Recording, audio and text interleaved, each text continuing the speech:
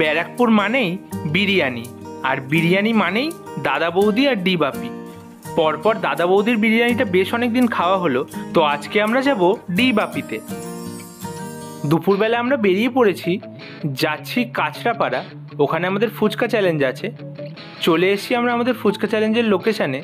যারা যারা কম্পিটিশানে পার্টিসিপেট করেছে তারাও চলে এসছে। ফুচকা চ্যালেঞ্জ কমপ্লিট, এখন আমরা হালকা ফুচকা খেয়ে নিচ্ছি সবাই।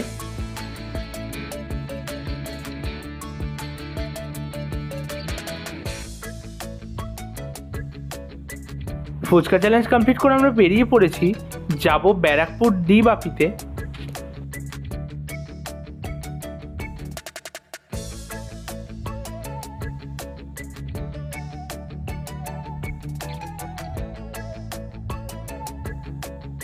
চলে এসেছি আমরা ব্যারাকপুর ডি বাপিতে।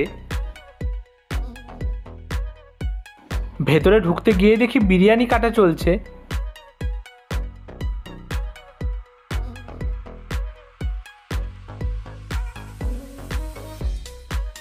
তারপরে আমরা চলে যাচ্ছি ওদের ফার্স্ট ফ্লোরে।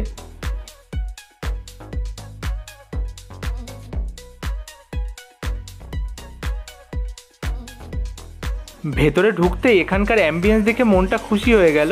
অ্যাম্বিয়েন্সটা যথেষ্ট ভালো।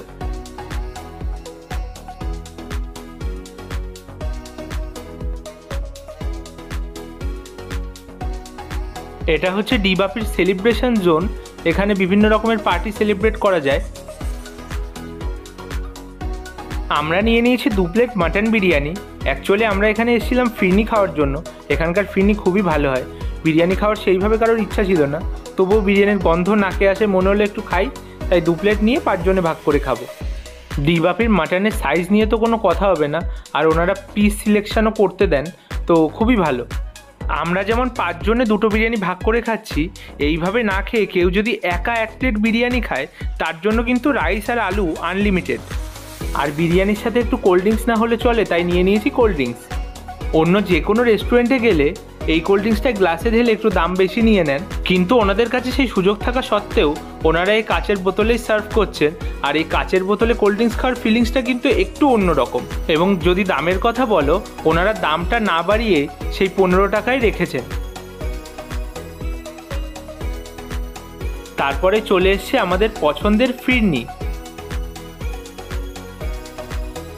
ফিরনির লুকিংটা জাস্ট দেখো, ওপর থেকে কতটা ড্রাই ফ্রুটস কেসার দেওয়া আছে। ফিরনির টেস্ট নিয়ে আলাদা করে কি বলবো, সত্যি খুবই সুন্দর।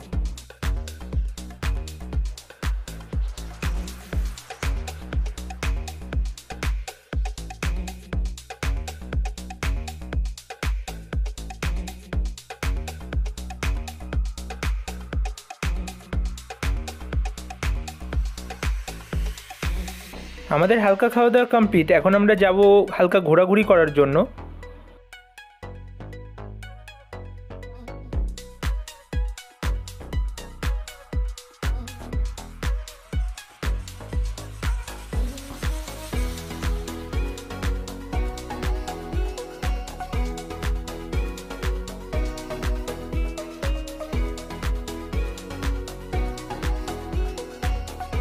সায়নদার জন্য প্যাক করে নিয়ে এসেছি ফিরনি, তো সায়নদা খেয়ে বলুক কেমন।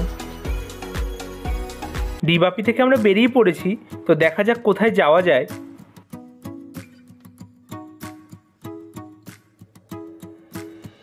ঘুরতে ঘুরতে চলে এসেছি নিউ টাউন। ভাবছিলাম কফি হাউসে যাব, কিন্তু কফি হাউস 8:30 অবধি খোলা থাকে। তারপরে চলে এসেছি আমরা ইকো পার্কে।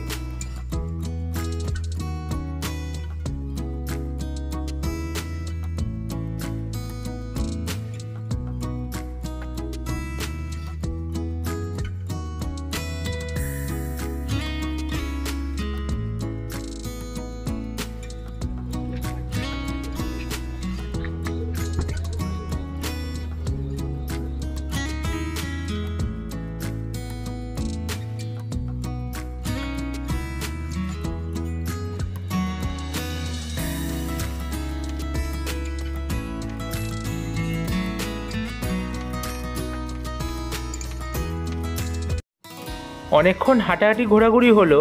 এবারে যাচ্ছি একটু কোল্ড ড্রিঙ্কস খাওয়ার জন্য।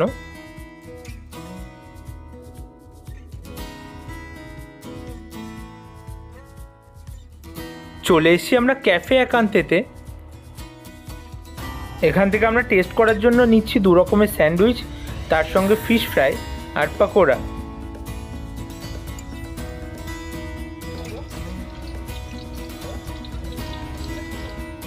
ক্যাফে একান্তের সামনের এই জায়গাটায় বসে সবাই মিলে সময় কাটানোর জন্য খুবই আদর্শ পরিবেশ।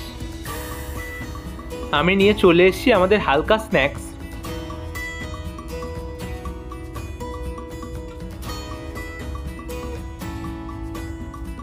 আছে পিৎজা, তার সঙ্গে চিজকর্ন স্যান্ডউইচ, চিকেন পাকোড়া আর চিকেন স্যান্ডউইচ, আর গলা ভেজানোর জন্য আছে ফান্টা।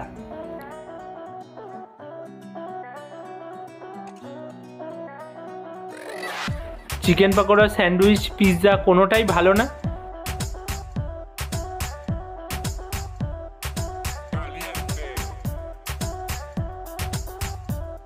তারপরে নিয়ে এসেছি ফিশ ফ্রাই।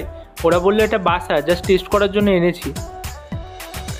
ফিশ ফ্রাইটা এতটাই শক্ত, লুকিংয়েও যেমন মনে হচ্ছে জং পড়া লোহা, খেতেও তেমনই মনে হচ্ছে।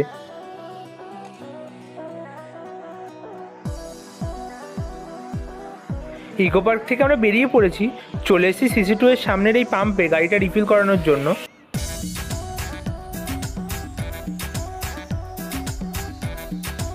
সারাদিনে অনেক ঘোরাঘুরি, খাওয়া দাওয়া হলো, তো এখন আমরা যাই বাড়ি। টাটা তোমাদের সবাইকে।